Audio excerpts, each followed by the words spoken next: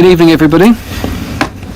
Hope you're okay. I just realised I've been talking to myself because it's been on mute, but my little helpers who've come down and signalled that where's Simon Bosworth when you need him?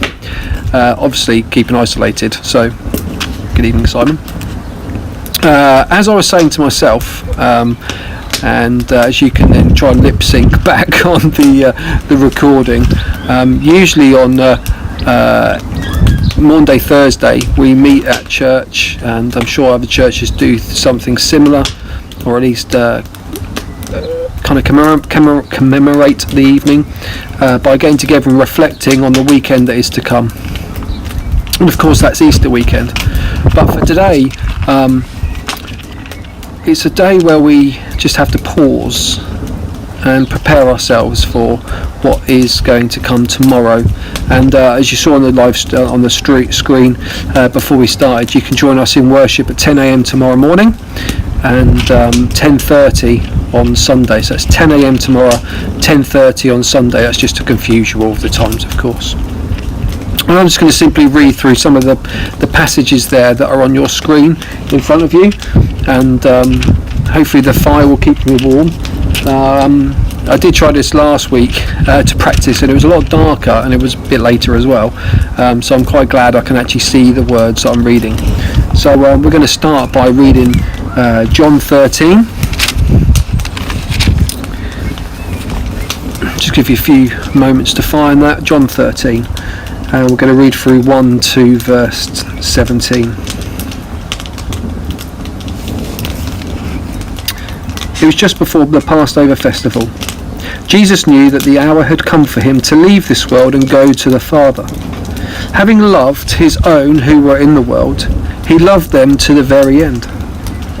The evening meal was in progress, and the devil had already prompted Judas, the son of Simon Iscariot, to betray Jesus.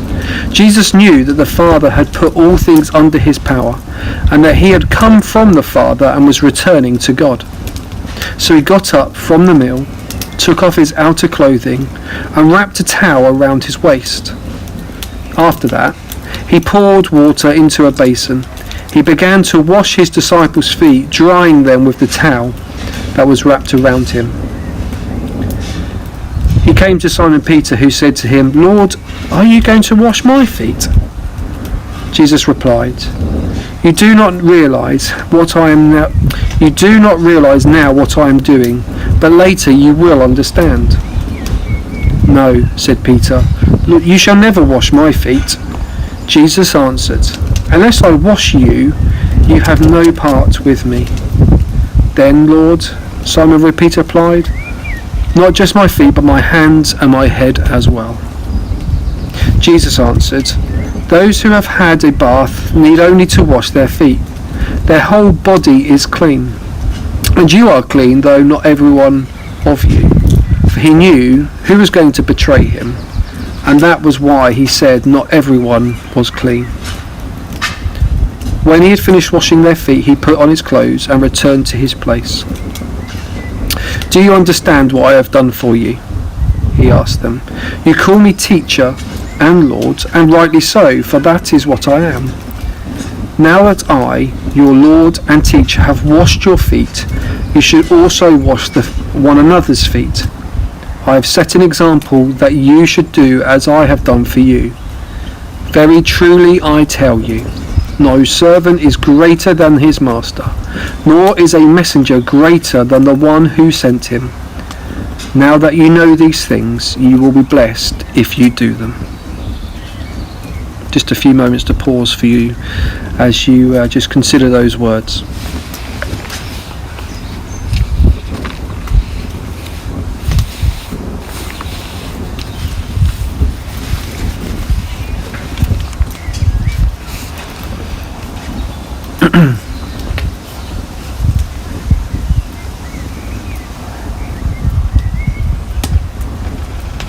So we're going to turn to Matthew 26.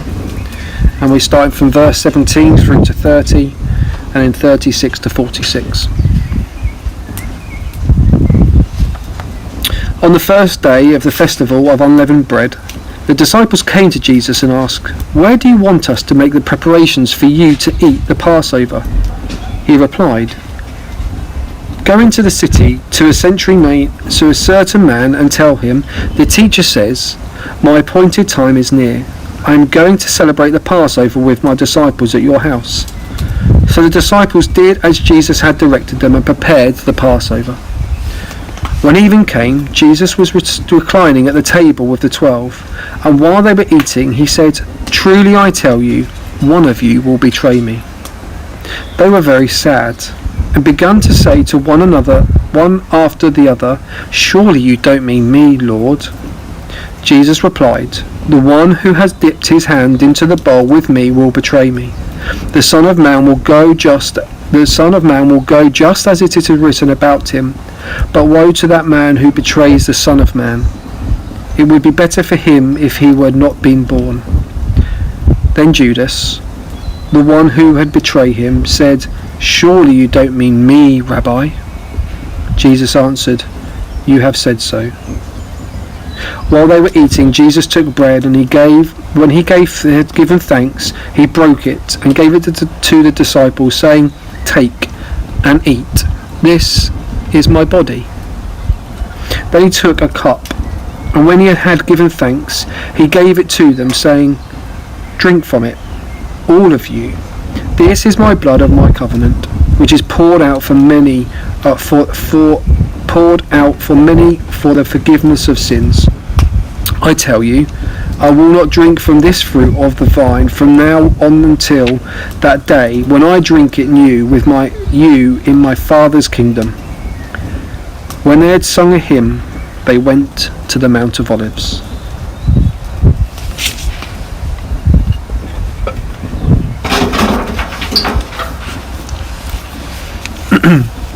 So move through to verse 36.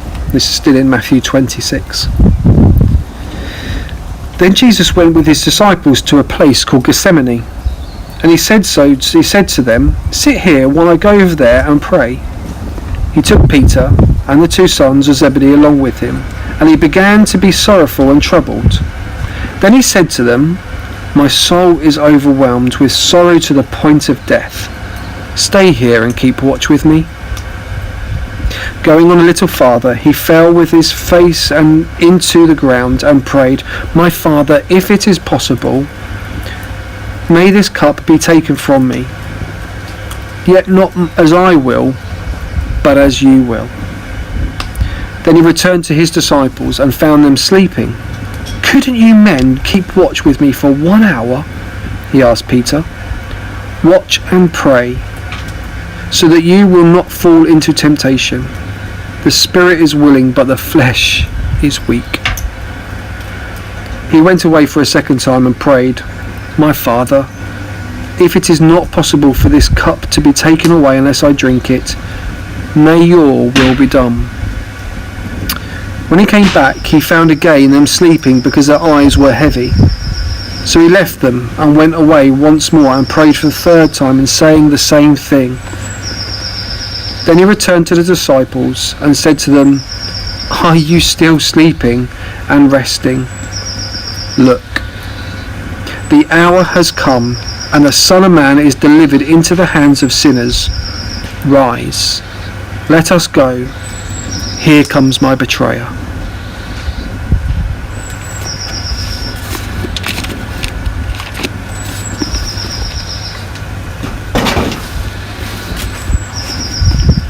And so we might move on to John 18.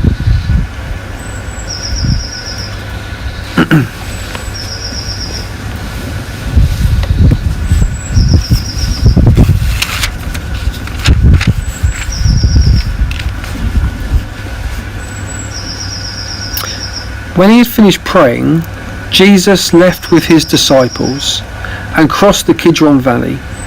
On the other side there was a garden, and he and his disciples went into it. Now Judas, who betrayed him, knew the place, because Jesus had often met there with his disciples. So Judas came to the garden, guiding a detachment of soldiers and some officials from the chief priests and the Pharisees. They were carrying torches, lanterns and weapons. Jesus, knowing all that was going to happen to him, went out and asked them, "Who is it you want?" "Jesus of Nazareth," they replied. "I am he," said Jesus. When Jesus said, "I am he drew back and fell to the ground. Again he asked them, "Who is it you want?" "Jesus of Nazareth," they said. Jesus answered, "I told you that I am he. If you are looking for me, then let these men go." This happened so that the words he had spoken would be fulfilled. "I have not lost one of those you gave me." Then Simon Peter, who had a sword, drew it and struck the high priest's servant, cutting off his right ear. Jesus commanded Peter, "Put your sword away. Shall I not drink from the cup the Father has given me?" Then the detachment of soldiers with its commander and the Jewish officials arrested Jesus. They bound him and brought him first to Annas, who was the father-in-law of Caiaphas, the high priest that year. Caiaphas was the one who had advised the Jewish leaders that it would be good if one man died for the people. Simon Peter and the other disciple were following Jesus, because this disciple was known to the high priest. He went with Jesus into the high priest's courtyard, but Peter had to wait outside at the door. The other disciple, who was known to the high priest, came back, spoke to the servant girl on duty there, and brought Peter in. You aren't one of his disciples too, are you?" she asked Peter. He replied, "I am not." It was cold, and the servants and the officials stood round a fire they had made to keep warm. Peter also was standing with them, warming himself. Meanwhile, the high priest questioned Jesus about his disciples and his teaching. "I have spoken openly to the world," Jesus replied. "I always taught in the synagogues or at the temple, where all the Jews come together. I said nothing in secret. Why question me? Ask those who heard me. Surely they know what I said." When Jesus said this, one of the officials nearby slapped him in the face. "Is this the way you answer to the high priest?" he demanded. "If I said something wrong," Jesus replied, "testify as to what is wrong. But if I spoke truth, why did you strike me?" Then Annas sent him bound to Caiaphas the high priest. Meanwhile, Simon Peter was still standing there warming himself. So they asked him, "You aren't one of his disciples too, are you?" He denied it, saying, "I am not." One of the high priest's servants, a relative of the man whose ear Peter had cut off, challenged him, "Didn't I see you with him in the garden?" Again, Peter denied it, and at that moment a cock began to crow. Then the Jewish leaders took Jesus from Caiaphas to the place of the Roman governor. By now it was early morning, and to avoid ceremony and cleanliness, they did not enter the palace, because they wanted to be able to eat the Passover. So Pilate came out to them and asked, But we have no right to execute anyone," they objected. "I am a Jew," Pilate replied. "Your own people and your chief think about where would we be in that? Would we be like Peter and quick to deny knowing who Jesus is? Would we watch and wonder what was going to happen next?" For each of us, we live in a very strange place at the moment, and we are faced with so much uncertainty. And just as we pause on this Maundy Thursday evening to ready ourselves for Good Friday, knowing what is to come, imagine the uncertainty for the disciples, for Jesus, even for the Jews that were there at the time. Imagine the uncertainty in the world. Imagine the uncertainty that people must have faced. Well, I think we can understand what that looks like for our world today. But as we pause and leave that passage there, those passages that remind us that this story is far from over, we pause, ready to understand the true, full power and promise of Easter. Now, can I encourage you, if you're watching as well, a few people have done this. I had a phone call from Heather from our church, and on FaceTime. It was nice to see her as well, and she'd seen the message I've been putting out around our church to say it'd be great if you could make a cross and put it outside your house this weekend, and this goes with the image that Pippa created for us, which I'm just going to pop on the screen. And hopefully you'll still be able to hear me as you look at that. And it reminds us that in this time of isolation, God hasn't left us. God is right here with us wherever we are. And usually tomorrow we would be doing the walk of witness as churches together. And it really struck me that that's such a public way of doing it, of letting people know that the church is very much alive in our town, that we have a passion for this story. And we won't be able to do that. We won't be able to walk that cross through the town centre tomorrow.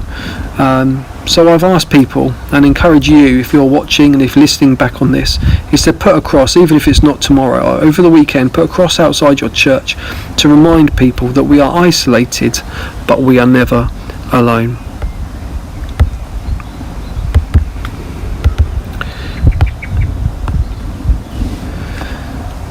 So thank you for tuning in, and I just pray Easter blessings over you and for you wherever you may be as you rest now this evening, as we move into this Easter weekend, as we move into Good Friday, and as we celebrate on Sunday. May God bless you, and may God be with you wherever you are, in the name of Jesus.